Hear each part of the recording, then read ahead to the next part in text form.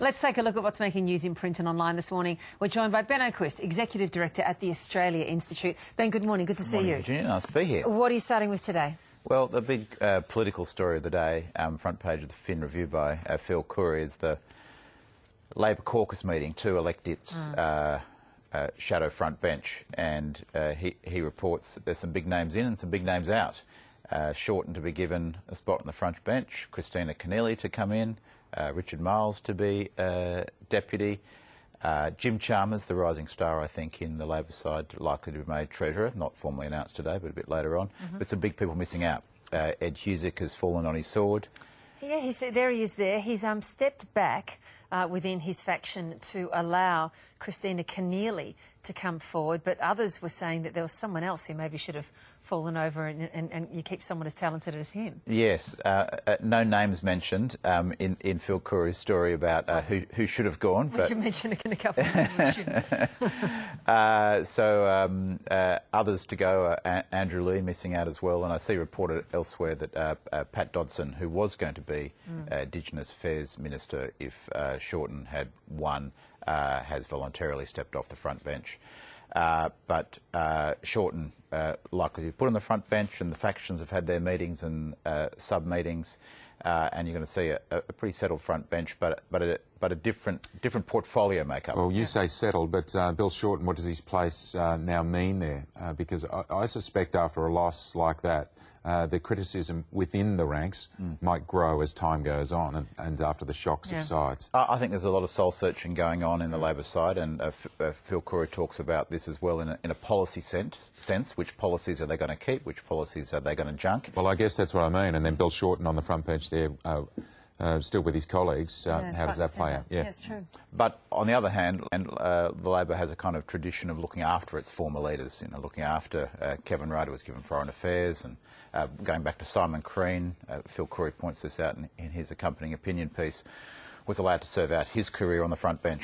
So, I guess so. He doesn't, given that he so voluntarily and quickly stepped down on election night, he's clearly not going to sit there, I shouldn't imagine, and be destabilised. No, he's done it well so far. Yeah, he has. Although just human nature takes over. Of course, and it does seem to make a little more sense to sort of go to the back bench, nurse your wounds, reflect, and then you come back in. But anyway, that's how they're proceeding. They've got some good talent to move around. It is a lost opportunity, though, isn't it, to have an Indigenous Australian as shadow Indigenous at the same time as you've got Ken Wyatt as the first Indigenous person to have that portfolio? Yeah. I thought that's a lost opportunity. I think so, but the Australian reports was a decision by Pat Dodson himself, who didn't want to take that front bench role anymore. Yeah. So if he doesn't want to, he doesn't want to, I guess. Your next topic is on Julie Bishop. Yeah, this is interesting, isn't it, that she was offered the governor position in South Australia by the Premier Steve Marshall. A very popular figure, as we know, across politics. A very well recognised, the Australia Institute's done this kind of tracking polling of ministers who are most recognised, and it's constantly found Julie Bishop was the most recognised. Even after she left the front bench and Scott Morrison was Prime Minister, she was still the most recognised politician in Australia. So she's recognised and she's popular.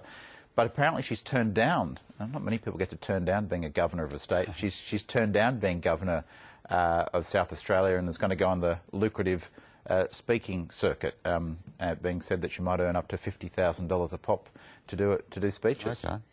Sure, you could if you would, I guess. Good work if you can get it, yeah. Fun being governor. Now, we've got a story here on Australia's emissions up for the fourth straight year. Now, this is interesting. Let's have a look at the story and also talk about where this data comes from, because this is always the subject of such to and fro and backwards and forwards politically, because this issue, unfortunately, is political in this country, between the government, opposition and others. Who's saying this? Well, this is what the government has formally had to submit to the United Nations about where Australia's emissions were for 2018. And it finds that Australia's emissions rose by 0.4% for 2018. Over a year, because what the government was saying towards going into the election campaign was over the last, I think it was 3 months. Hey, look, our emissions have gone down. Questioners would always call them to account and say, hang on a minute, no. But over the year, they've actually gone up, and they didn't want to quote that figure. The then Environmental Minister in particular didn't want to quote that figure. Yeah, I think it's pretty well accepted that looking at any trend line, Australia's emissions are still going up.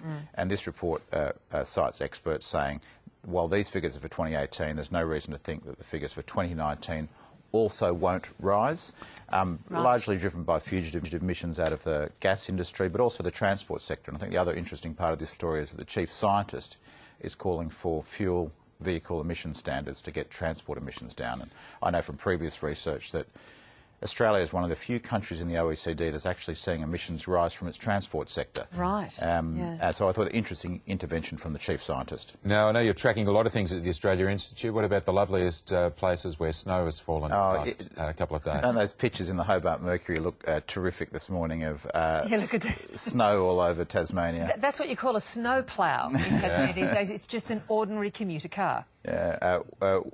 Winter in autumn, snow May Day are the headlines, and if you know Mount Wellington, you'll know how beautiful it looks when it's covered in snow. And I see the popular Lord Mayor down there, Anna Reynolds, saying that they're going to put in an all-weather vehicle to get people up there. That Mount Wellington's the most visited natural site in Hobart, and you'd want one there at the moment, an all-weather vehicle to get up there, wouldn't you?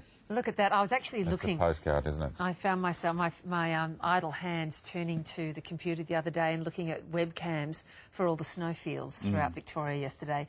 And oh boy, did it look absolutely great. I don't ski, but I really want to learn. I've decided. Look at that. It always reminds me of that a famous quote that Bob Brown likes to mention of Robin Gray, who said, when being criticised for being a bit dictatorial, said, "The day I'm a dictator, snow will fall on the steps of the GPO." And sure enough, a few days later, 8 centimetres on the GPO. Never make those kind of predictions. No. Ben, good to see you. Thanks for joining us. Thanks for having me. Thank you.